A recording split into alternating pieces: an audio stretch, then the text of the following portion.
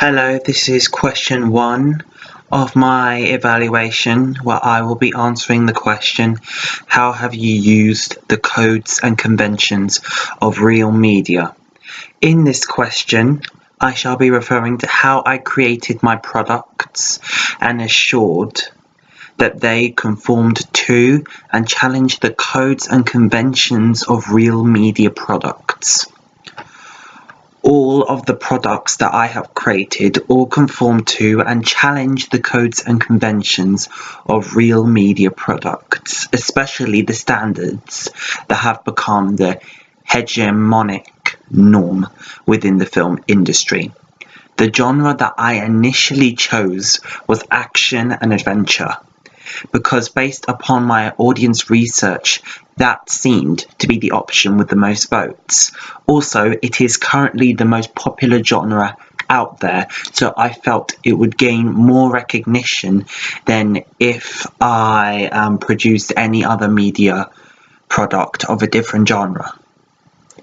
However, due to feedback that I received for my proposal, I had decided to change the genre of my film to life story, because before I had even begun this project, I had a vision and a passion to portray my life in a film. So when I did my initial response to the brief audit task, I had already come up with a concept that unfortunately didn't coordinate with the genre that I had initially chosen, thereby meaning that I would have to either change my genre or my concept, and because I had already completed my audit task, I thought that because I had a full concept already on the table with a vision of how I was going to carry it out, I believe that it would be best if I changed the genre of my short film to life story instead. During the research process, I noticed certain conventions in short films that were of the same genre, and it gave me an insight as to what I needed to do in order to engage with the audience. For instance, when going through my audience research, there were various comments on what their favourite short films were.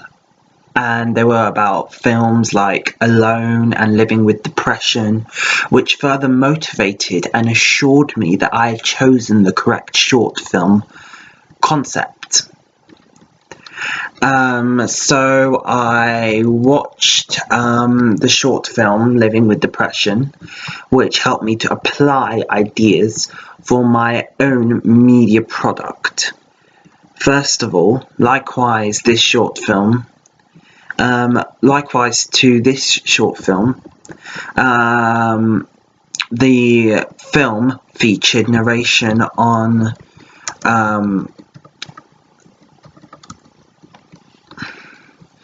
likewise to my short film, the film featured narration on the thoughts and feelings of the main character, which helped to engage the audience and allow them to empathize with what they have to cope with in their day-to-day lives. Furthermore, the narration was clearly supported by the consistent use of close-up shots of the protagonist's face and point-of-view shots to show how the character sees the world, which I also included in my own short film. As well as that, the main idea that stood out to me, which I believe to be a key point and idea that needs to be included in my film product for it to be successful, was the repetitive focus on the character and the fact that the character was mentioned and featured non-stop in the film, which also allowed us to understand that this story is all about the character and what they have to cope with. This also allowed us to see their body language and facial expressions, which demonstrated and suggested to the audience the stress, the anxiety, and the depression of which the protagonist is struggling to deal with. Despite the codes and conventions that are normally viewed in short films of this genre, I wanted to make my media product unique, individual, but also personal to me, So I decided that I would essentially include piano music of my favourite sad songs that I had covered myself using software instruments. It was imperative that I put my own stamp on this media product so that it stood out from the crowd and so that the audience would even more so be able to empathise with the emotion of the character. Also, from what I have seen from various short films that I have viewed myself, there isn't much music featured in short films of this genre, so this would thereby make my film appear to be unique to the audience. Mainly, the genre of the tracks that I decided to include were either pop or soundtracks. I believe that those genres would be a good idea because they both had the ability to represent and correlate the moral of the story and the message that I needed to put across to the audience.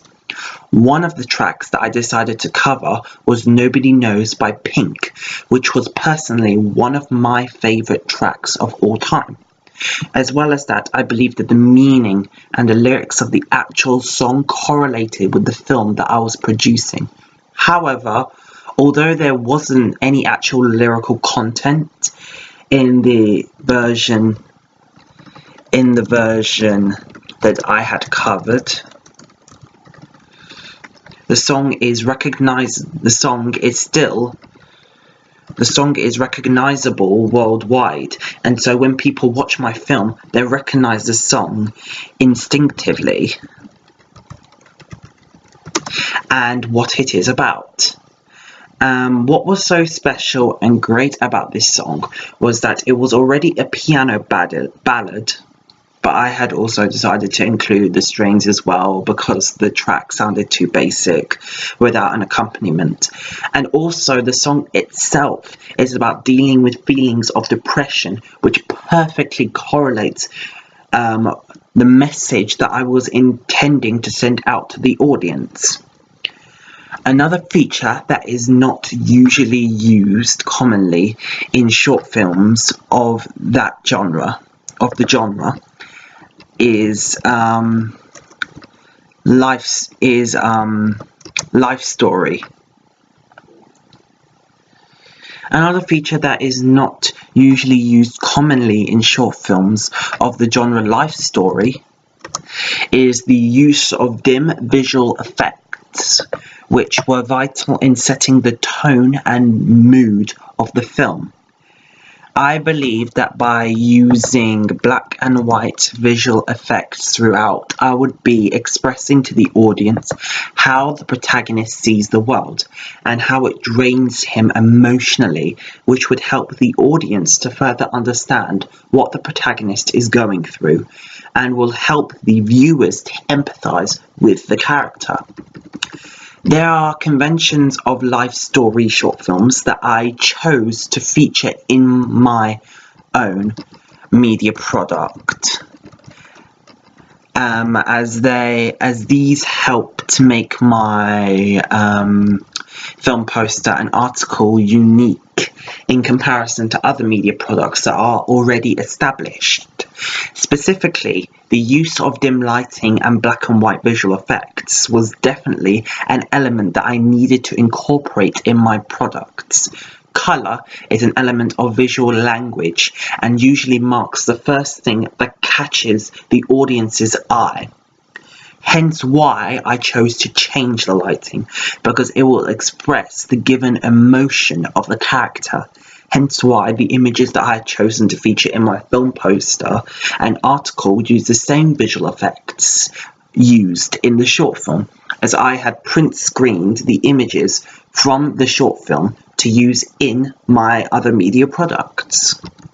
When creating my film poster and article, I ensured that the colour scheme was maintained throughout when it came to text, shapes, and so on. It was vital that I maintained a consistency and correlated the style of the genre that I had chosen throughout all three of my products, hence why all the colours used are black, white, and grey. I chose to feature these colours because they were the colours that I had used already in the visual effects of my short film, but also because they portrayed connoted feelings of misery, stress, anxiety, numbness, loneliness, and so on, which is essentially what my short film is all about, which is understanding these feelings that the main character has and how it impacts his day-to-day life, which in end makes the audience sympathise with what the character has to endure in his life. Also, the majority of the characters and the main characters were youthful, which targeted towards the teenage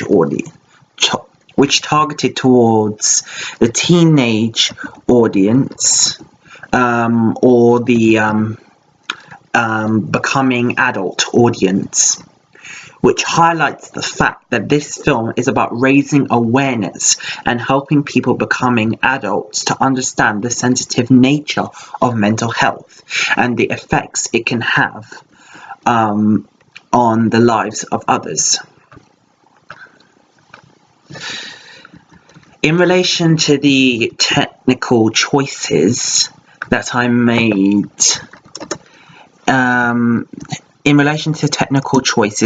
for my short film, I focused on the conventions and the key message that I wanted my short film to portray. I wanted to use a variety of different camera shots, angles, and movement in my short film so that it would be more interesting to watch for the audience. I included point of view shots, mid shots, wide shots, establishing shots, high angle, low angle, panning, and so on. Because if I didn't use a variety of ways to present each moment, then my film would come across as somewhat too basic and unprofessional in comparison to films that are already established in the film industry. All of the camera shots, angles, and movements that I used were chosen for specific reasons. For instance, mid-shots, which were used to show the protagonist's body language, which allow the audience to understand the movements, to understand the movements and reactions of someone who has mental health. Then there's the close-up shots, which were used to focus on the facial expressions, which helped viewers gain an insight as to what the character was feeling. Panning into establishing shots, which were an effective way of beginning a scene, and so on.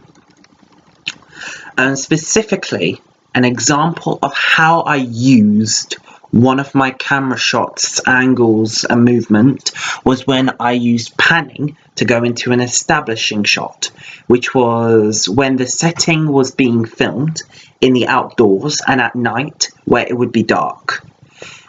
So the camera would be facing at the top of the dark black sky, which is ironic in the sense that the protagonist has a sense of darkness and emptiness, and this highlights the element and exclaims the protagonist's sense of vulnerability. Anyway, the camera would then pan down to an establishing shot of the setting, which I used for both the hospital scene and the motorway scenes.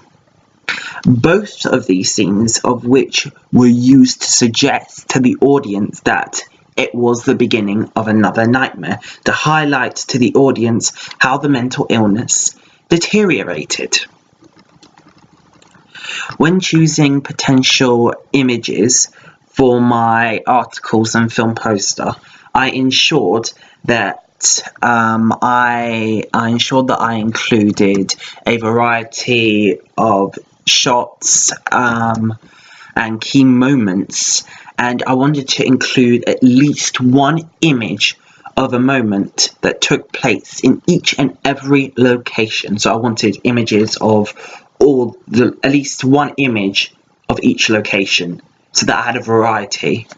The images that I used for any of my posters or articles that I created varied and were chosen based on key moments of my short film, which I intended to highlight in my media products. However, the images that I had chosen were usually mid-shots and close-up shots of the protagonist, so that the audience was able to understand the emotion of the character and would be notified as to what the short film was generally about.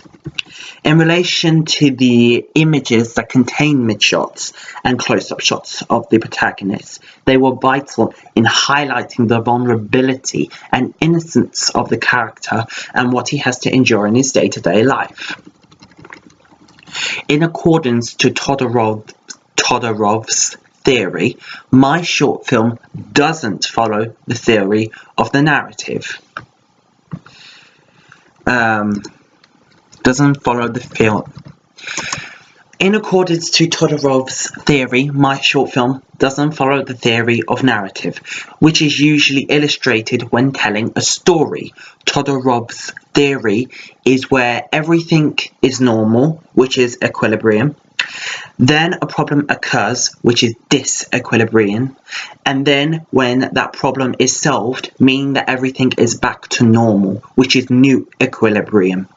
However, it is clear that not all short films need to be constructed in that way to produce a successful media product. Todorov called this diversions from his theory, which are known as subversions. This includes flashbacks or flash forwards, which I believe is what I have created for my short film, which essentially is a break from the story, which shows a different time period. In my short film, it begins with an establishing shot of the motorway scene, which takes place in the present time. The scene then fades to white to show that this is a flashback to how this situation has occurred in the first place, which is when we begin to understand the problem and how it deteriorates. As the story continues, which leads the audience to understand what led the protagonist to that stage where he was at the climax of his pain. The story then continues from that flashback and then uses further flashback as the problem deteriorates, until it flashes forward all the way back to the present time, where the problem is at its peak and the story is at its climax. Is at its climax, which is when the audience feel the most sympathy for the main character, as they have now understood his full life story, and what made him into the depressed and traumatized mess that led him to the brink of suicide. In the end, the screen fades to black whilst he is considering whether to commit suicide in his mind. This may be considered as somewhat a cliffhanger, as the audience won't know whether this was actually in his mind or this was actually taking place. And they won't know whether he killed himself or not, thereby leaving the audience in suspense and leaving a lot of questions unanswered at the end of the story, which therefore makes the audience intrigued as to what happened to the character and whether he lived or he died. So that was my question 1, and goodbye.